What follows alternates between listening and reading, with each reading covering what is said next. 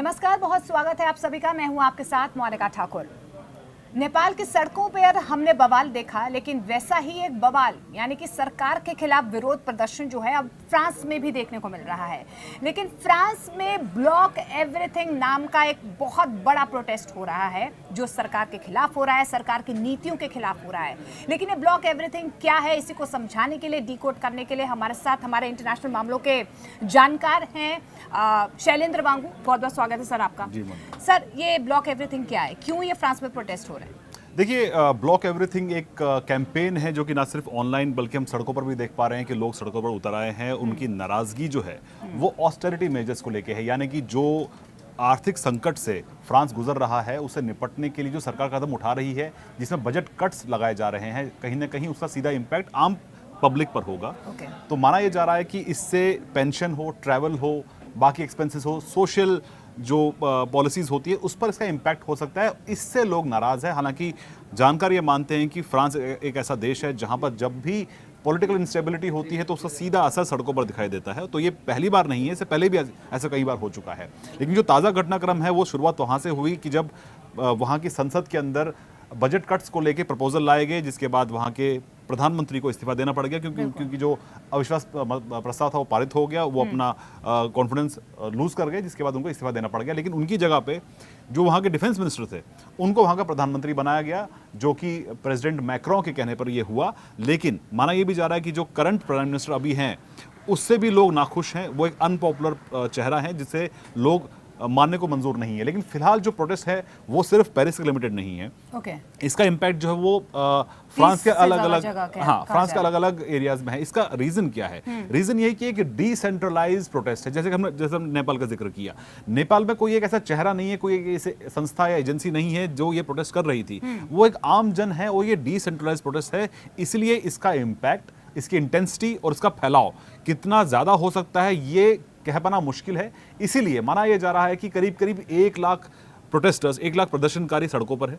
इसलिए उनसे निपटने के लिए 80,000 पुलिस बल तैनात किया गया है। यानी कि रेशियो देखिए, 1 लाख के बदले 80,000 जो सुरक्षाकर्मी वो तैनात किए गए हैं। तो ऐसे में हालात पर काबू पाना ये पहला फैक्टर रहेगा इन हालातों को देखते हुए। और दूसरी अहम बात ये कि in the longer run France किस तरह से वापस इकोनॉमिक हालात वहाँ पे बेहतर होंगे, ये लॉन्गर रन में उनके लिए चैलेंज लेकिन हमने लास्ट टाइम की अगर बात करूँ मैं, क्योंकि इतिहास रहा है फ्रांस का, वहाँ पर इस तरीके के प्रदर्शन होते आए हैं। और ये जो प्रदर्शन अभी फिलहाल हो रहा है, क्योंकि यही कहा जा रहा है कि जो पिछले प्रधानमंत्री बजट को लेकर जो कटौती की बात उनकी तरफ से की गई थी, खासतौर पर आर्थिक हालातों को लेकर, अब क्योंकि उनका इस्तीफा तो हो ही चुका है, तो ऐसे में किन किन संस्थाओं का समर्थन इस प्रोटेस्ट को मिल रहा है? और क्या वाकई लग रहा है कि कोई साजिश है, कोई मंशा है अलग तरीके की इस प्रोटेस्ट को भड़काने की? ऐसा कुछ समझ आ रहा है? देखिए, फिलहाल जो ये प्रोटेस्ट है इसको वहाँ की जो कुछ मेजर ट्रेड यूनियंस हैं वो समर्थन दे रही हैं। और उनका ये मानना है कि इसका इम्पैक्ट जो है, ऑस्टेरिटी मेजर्स का इम्पैक्ट जो है वहाँ के आम जन पे होगा। इसके लिए एक बड़ा प्रोटेस्ट जो है, नेशन वाइड प्रोटेस्ट 18 सितंबर के लिए तय किया गया, जिसकी तारीख मुकर्रर की गई है। अच्छा। लेकिन इससे पहले ही वहां पर लोग सड़कों पर हैं। दूसरी अहम बात, जो वहां के रिपोर्ट्स, जो मीडिया रिपोर्ट्स जो वहां की हैं, उनमें ये कहा जा रहा है, जो कि इंटेलिजेंस सोर्सेज हैं फ्रांस के, उनका यह मानना है कि बाहरी ताकतें हो सकती हैं इसमें इन्वॉल्व, कि इसमें भले ही मुद्दा लोकल हो लेकिन इसको भड़काने के लिए बाहरी ताकतें इन्वॉल्व हो सकती है। इस तरह की इंटेलिजेंस रिपोर्ट वहां से सामने आ रही हैं।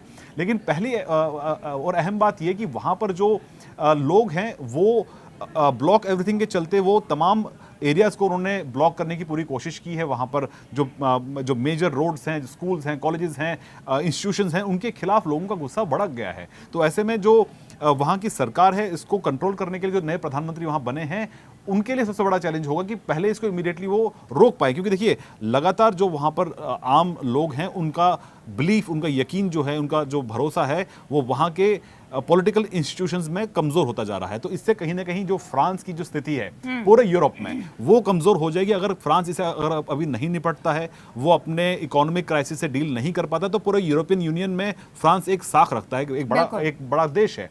तो ऐसे में जब तक ये चीजें कदम नहीं उठाते हैं, तो ऐसे में यूरोपियन यूनियन में फ्रांस की जो साख है वो कम हो जाएगी। इमैनुअल मैक्रों को लेकर भी आवाज़ जो है यहाँ पर बुलंद होती हुई नजर आ रही है, उनके इस्तीफे की मांग की जा रही है। नेपाल में हमने देखा जेंजी प्रोटेस्ट किस तरीके से वहाँ पर तख्ता पलट जो है अब हो चुका है ऑलमोस्ट, और नए प्रधानमंत्री की तस्वीर जो है अब थोड़े दिनों में आ भी जाएगी।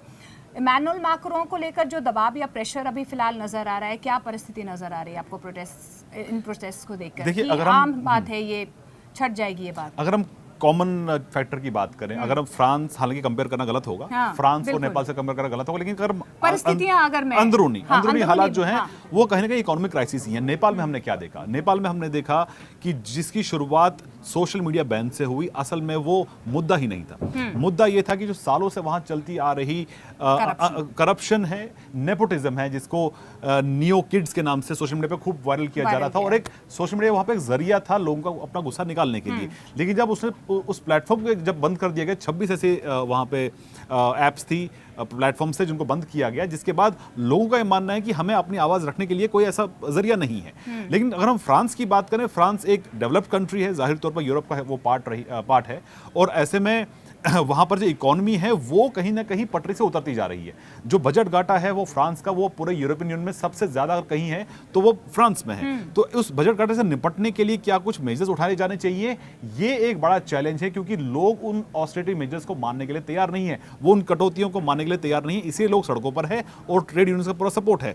अपोजिशन भी लगातार ये कह रहा है कि जो ये कदम आप उठा रहे हैं ये लोगों के हित में नहीं है, इसीलिए प्रधानमंत्री को इस्तीफा देना पड़ा। नए प्रधानमंत्री आए हैं, लेकिन अब ये देखना होगा कि, आपको ये भी बता दूं मोनिका, ये दिलचस्प बात यह है कि फ्रांस में ऐसे प्रोटेस्ट आए दिन होते रहते हैं। वहां पर अगर कोई जो फीफा होता है, फुटबॉल जो होता है, वो भी अगर मैच दूसरी पार्टी अगर जीत जाए, दूसरे देश अगर जीत जाए, तो वहां पर इस तरह के प्रोटेस्ट हमने इससे पहले भी देखे हैं, आगजनी होती है। लेकिन इस बड़े पैमाने पे हमने इस तरह के प्रोटेस्ट हाल फिलहाल में फ्रांस में नहीं देखे हैं, जो कि एक चिंता का विषय है। लेकिन अब देखना यह होगा कि इसका स्पिल ओवर इफेक्ट होता है या नहीं। फ्रांस की नेबरिंग कंट्रीज में अगर हम जर्मनी की बात करें या बाकी अन्य देश जो यूरोपियन यूनियन में है, फ्रांस से सटे जो देश हैं, उसका स्पिल ओवर इफेक्ट नहीं होगा, इस तरह का अंदेशा किया जा रहा है। हमारे कुछ बात जर्मनी में जो हमारे कुछ कॉन्टैक्ट्स हैं, उनसे जब हमारी बात हुई तो उनका कहना है कि इस तरह के प्रोटेस्ट फ्रांस में होते रहते हैं, लेकिन क्योंकि जर्मनी एक स्टेबल कंट्री है, वहां पर पॉलिटिक्स एकदम स्टेबल है, इस तरह का स्पिल ओवर इफेक्ट वहां पर नहीं होता है।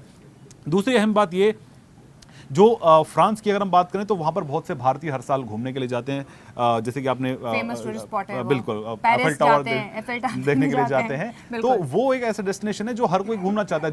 जो शेंगन वीजा लेके यहाँ से हम ट्रैवल करने के लिए जाते हैं, तो ना सिर्फ यूरोप, ना सिर्फ फ्रांस, बल्कि जर्मनी, स्विट्जरलैंड और बाकी अन्य जो कंट्रीज यूरोपियन यूनियन में, वहां घूमने के लिए जाते हैं। तो ऐसे में जो भारतीय वहां रह रहे हैं, उनकी सुरक्षा जो है वो एक महत्वपूर्ण मुद्दा है भारत के लिए। फिलहाल भारत सरकार जो है वो इन हालातों पर नज़र बनाए हुए है। हमारी जो एम्बेसी पेरिस में है वो भी नज़र बनाए हुए है, क्योंकि बहुत से इंडियंस वहाँ पर हर साल घूमने के लिए जाते हैं और ये सीज़न भी सही रहता है वहाँ पर इस वक्त घूमने जाने के लिए। लेकिन ऐसे में हालात कैसे इससे निपटा जाएगा, ये एक बड़ा सवाल रहेगा। लेकिन वहीं साथ ही साथ जो सुरक्षा है भारतीयों की, उसको लेकर भी भारत सरकार नज़र फिलहाल बनाए हुए। लास्ट टेक आपका मैं लूँगी, अभी यहाँ से जो प्रदर्शन आप देख रहे हैं, यहाँ से भड़केगा या रुक सकता है, थम सकता है? देखिए, जो पास्ट ऑकरेंसेस की अगर हम बात करें तो ये भड़केगा नहीं, ये कम होगा। लेकिन क्योंकि 18 सितंबर को एक डेट तय की गई है, प्लान प्रोटेस्ट है और इसमें कई सारे ट्रेड यूनियंस इन्वॉल्व हैं, तो ऐसे में फिलहाल इसको कंट्रोल कर लिया जाता है। देखिए, जैसे आपको रेशियो बताया, 1 लाख पुलिसकर्मियों के लिए 1 लाख प्रदर्शनकारियों के लिए 80,000 पुलिसकर्मी, तो जाहिर तौर पर ये रेशियो इतना ज्यादा है कि इसको कंट्रोल करने में बहुत ज्यादा टाइम लगेगा नहीं। लेकिन अगर फिर से ये भड़कता है 18 सितंबर को, तो उस टाइम देखना होगा कि इसके लिए क्या तैयारी की जाती है। लेकिन साथ ही साथ इस तरह के हालात दोबारा ना बने, नए प्रधानमंत्री के लिए चैलेंज होगा, प्रेसिडेंट मैक्रोन के लिए भी ये चैलेंज होगा कि इस तरह के हालात दोबारा ना बढ़ के, इसके लिए जो कदम उठाए जाने चाहिए वो समय रहते उठाए जाने चाहिए। बिल्कुल, और चैलेंजिंग टाइम शायद इमैनुअल मैक्रोन की सरकार पहले भी देख चुकी है, और बाकी 18 सितंबर के बाद ये तस्वीर बदलेगी या नहीं बदलेगी, इस पर संशय बरकरार है। फिलहाल तमाम चर्चा के लिए बहुत बहुत शुक्रिया Shailendra, thank you so much.